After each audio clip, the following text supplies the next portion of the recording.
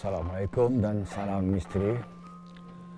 Hari itu kami akan bercerita kisah percutian berpuaka hasil nukilan saudara Khalid dari Sibo. Dan kepada sesiapa yang ingin menghantar cerita anda boleh hantar ke email yang tertera di bawah. Cerita itu baru terjadi dengan aku. Ketika aku dengan kawan-kawanku bercuti di sebuah tempat. Jadi aku ditugaskan oleh kawan-kawanku untuk menempah homestay. Aku pun tertangga sikit iklan di Facebook, ada sikit homestay nang harga murah. Jadi aku teruslah tempah tanpa berfikir panjang. Masa perjalanan ke homestay, ada seorang lelaki berpakaian batik bersarungkan dengan kain sarung, si pakai selipar, si kasut juga, berada di depan pagar. Nya ngembak tongkat di tangannya. Mungkinnya penjaga di tempat tu. Sampai jak ke tempat ya, kami orang terus simpan barang. Tempat dia dikelilingi hutan. Tapi tempat dia nang sejuk. Rasa macam di oversea. Kayak kacak lagi bila waktu pagi. Aku pun melangkah masuk ke homestay. Tempat dia gelap. Jadi aku dengan kawan-kawanku beranikan diri. Buka lampu dan sebagainya. Kawan aku etik semua perempuan, jadi semua terpaksalah aksen berani. Tengah berkemas seorang kawan aku, namanya Intan, bergurau. Intan! Bila mau saja. Dalam tu, aku mengangkat kita orang, seorang-seorang. Aku pun malas, kau ya. Kau jolok dia agaknya ke lah, ada muka kau. Yang lain tetap ajak dengan guru kami dua. Kira-kira pada pukul 7 malam, kami orang lekat habis berkemas, kami orang pun barbecue di luar. Asap pun dah ready, makanan pun dah sedia. Tengah manggang manok terdengar ada tapak kaki semakin dekat dari arah hutan. Kami orang pun diam sampai Intan berbunyi. Hai, malaikat rimpas kah? Yang berguru. Intan sebenarnya nak hilangkan rasa takut antara kami orang. Tapi bunyi tapak kaki masih kedengaran. Sampai ada sosok kaki muncul. Muka mun dapat aku gambarkan mukanya marah dan takut pada mas saya. Nya nengak kami orang. Padamkan asap itu. Kalian waspada. Mereka tidak suka dengan asap. Aku pun dengan segera madam asap Yatik. Lelaki Yatik masih lagi tercegat di depan kami orang. Sampai asap ia habis dipadam. Sebelumnya melangkah pergi, nya mesan. Kalian ini dengar baik-baik. Yang di atas jangan diterang. Yang tidur jangan diganggu. Dengan Indonya lah. Kami orang semua terdiam. 1000 kata. Seorang nangga seorang. Dipendekkan cerita, kami orang masih ngemas. Nak segera balik ke homestay. Jadi pada masa yang sama, masih terfikir.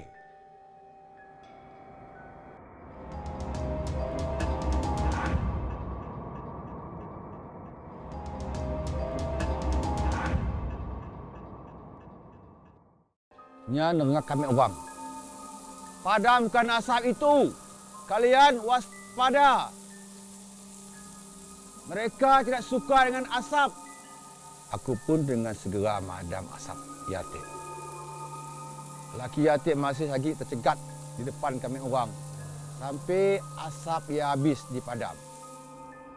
Sebelumnya melangkah pergi memesan. Kalian ini dengar baik-baik. Yang di atas jangan diterang. Yang tidur jangan diganggu. Dengan endonya lah. Kami orang semua terdiam. 1000 kata. Seorang nangga seorang. Dipendekkan cerita, kami orang masih ngemas nak segera balik ke homestay.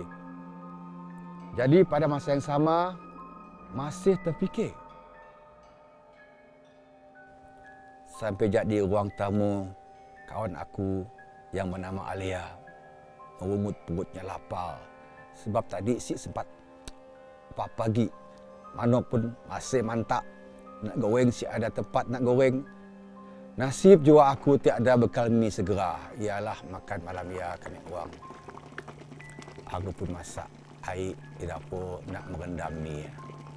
Yang lain dek nunggu di ruang tamu sambil cerita tentang laki Indon tadi dengan nada berguru.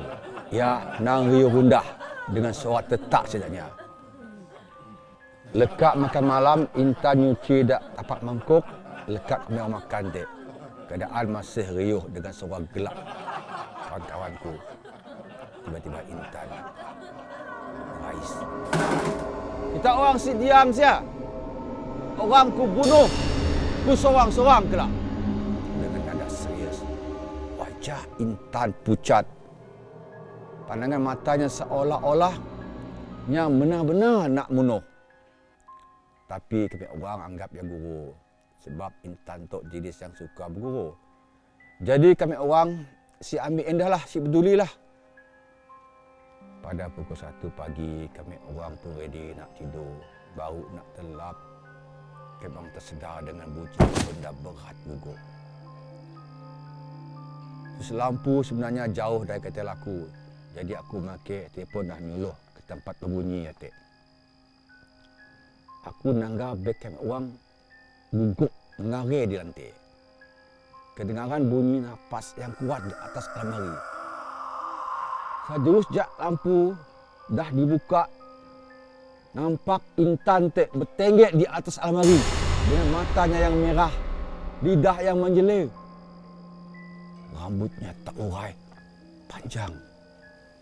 Semua kami orang terkejut dan panik. Mata Intan dia Tek liar nangga kami orang. Nafasnya sangat kuat. Seperti binatang. Aku nyuruh Alia cari bantuan di luar. Alia pun datang dengan lelaki yang kami orang jumpa awal-awal sampai di tempat tu. Lelaki terus berjalan ke arah Intan dan baca sesuatu dalam bahasa asing. Intan berteriak kuat dan meracu. Lebih kurang beberapa minit coba benda dalam badan Intan. Akhirnya Intan pingsan. Laki tersebut menurunkan Intan dari atas almari. Intan dengan keadaan yang sedar, aku dan kawan aku yang lain hanya dapat duduk menangis ketakutan. Keadaan dalam homestay sunyi, sepi. Sedar je Intan, laki yang pun bersuara. Apa dia polah kau sampai jadi ke Datuk? Intan dengan suaranya yang lemah mengaku nya tiap pada hal ada melanggar peraturan. Nya ada masuk hutan sebangan dan mengeluh di atas pokok. Kena pantang di tempat Yati adalah mengeluh ke atas pokok pada waktu malam. Benda Yati marah dan Intan menjadi sasaran. Pada hari seterusnya, kami orang ngemas barak nak balik ke bandar. Tak ada seorang pun yang kelakar apa yang berlaku pada malam ya. Biarlah perkara berhenti di sini saja. Itulah pengalaman yang berlaku dengan aku yang akan aku lupa sampai bila-bila.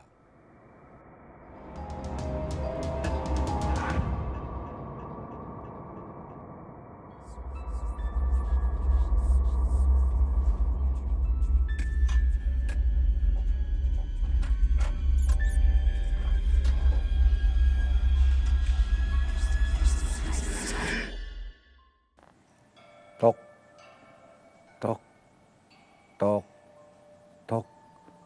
Pernah cik tahu dengar pintu rumah kita kena ketuk malam hari. Jadi cerita kami kali itu bertajuk Bunyi Ngetuk, dihantar oleh Syahzada dari Puncak Borneo. Assalamualaikum dan salam misteri.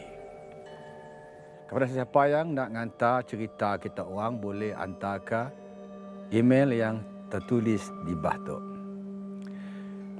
Jadi macam tu cerita ngetok tu tik. Aku Badrul. Kisah yang aku nak sampaikan tu adalah kisah aku sendiri alami. Dipendekkan cerita, aku dengan adik-beradik aku belajar di tingkat atas rumah kami orang. Rumah yang aku diam, masa saya 2 tingkat. Jadi masa kami orang tengah kusyuk belajar, tiba-tiba ada bunyi tuk, tuk, tuk. Ada orang ngetok pintu rumah, bertalu-talu. Bukan main gila lajunya ngetok, sampaikan ngaco kami orang tengah belajar. Aku pun marahlah. Turun dari tingkat atas ke pintu utama. Hampir jak ke pintu rumah, aku megang tombol pintu. Kayak aku buka. Tapi si ada orang kemain dia bunyi ngetok tek. Sampai nak pecah pintu rumah orang dia ketuk. Jadi aku ngepaklah. Tok mesti nak biar pun kerja tok. Marah aku. Kaya aku pun naik atas. Neruskan belajar ya tek. Siapa ya bang? Tanya adik-beradik aku. Saya dapat nak biar nakal kali. Kata aku ringkas. Kaya aku pun neruskan lah belajar.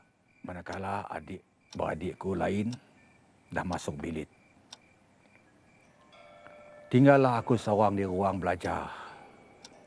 Dalam aku belajar ya, tiba-tiba aku terdengar bunyi derap kaki masuk dalam ruang tamu. Masa ya aku dah rasa seram, sejuk. Jadi aku pula nunggah adik-beradik aku. Sama-sama nak neman aku. Kami orang semua dah ketakutan sebenarnya. Jadi dipendekkan cerita. Kali ketiganya ngetok. Kami orang semua tak nang si berani bergerak walaupun sinci. Tapi kami orang terpaksa beranikan diri kami. Pergi ke pintu aja. Nak buka pintu ya tek. Apa hal? Ramai gila buka pintu. Air sejuk angkel di luar tu. Kata angkel aku di depan pintu rumah saya. Lega kami orang bertiga bila dapat tahu nak ngetuk pintu ya tek. Angkel kami dari impun. Kita orang adik-beradik jakkah di rumah kah? Tanya angkel aku tek. Awak mak dengan bapak tek pergi dinner. So kami orang ajak yang tinggal. Jawab aku ringkas. Jadi apa hal? Mak apak kita orang sampai jam tu belum balik. Kaya atik, apa hal kita orang semua datang buka pintu? Heran aku. Kata uncle aku pergi. Uncle, tadi ada orang ngetuk pintu bertalu-talu. Jadi kami orang beranilah buka. Sebab ialah kami orang buka pintu tek sama-sama. Jelas aku lagi. Ya, lain kali mana orang ketuk si beri salam, jangan berani buka. Kecuali uncle ketuk macam tek. Baru buka, kata uncle aku lagi. Si uncle, bunyinya sama macam uncle ketok tadi, kata adikku. Dah, siap tidur. Uncle baru ambil sitok berantuk. Sampai mak dengan papak itu orang datang, kata uncle aku lagi. Uncle ku sebenarnya tergerak nak lalu di rumah mek orang. Sebabnya dah rasa si nyaman hati. Kak ya, mak dan bapak aku tek berada madah dengan uncle tak tolong anggar kami orang lah kalau ada apa-apa. Uncle aku di rumah punnya rasa si senang hati. Kak ya hanya raun-raun lah hari rumah mak abah aku siang. Kebetulan masa pusingan kedua nya di taman perumahan ya, nya ada tangga lembaga hitam depan pintu rumah. Jadi disebabkan ya jualah uncle aku tek singgah ke rumah kami orang. Uncle aku ada nyerita kejadian ya selepas beberapa minggu berlalu. Jadi penjara je tu, jangan buka sebarang pintu rumah kita waktu malam. Sehingga orang yang ngetok tek beri salam, baru kita boleh buka pintu kita.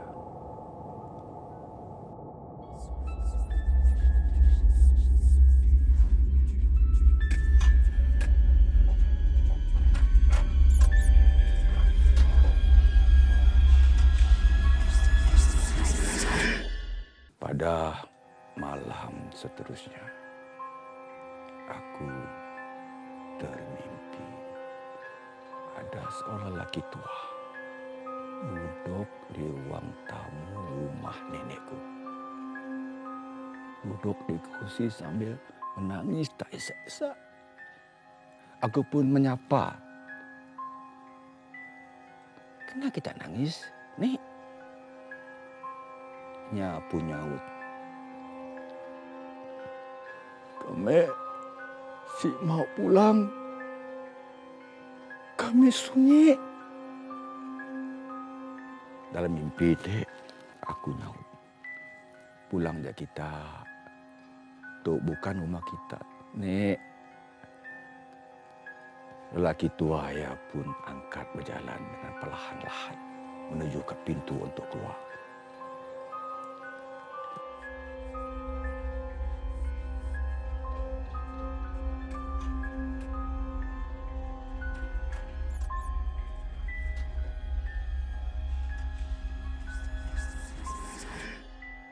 Kampung nenek Najiah Hayah jauh di pendalaman, makan masa 2 jam lebih baru sampai.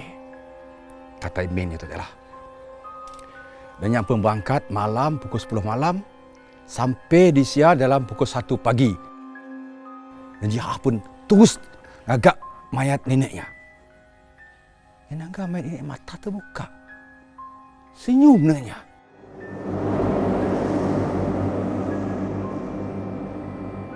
Bilanya nak madah bapak nulis ke lain, tulis lagi. Cik lagi macam mayat benanang. Najiah pun bingung jual apa kena. Pandai macam tu. Maka udah mati. Najiah diam aja lah. Nasib badan siapa, sebenarnya bapaknya, sebenarnya emaknya. Najiah pun pergi nyuci mukanya lah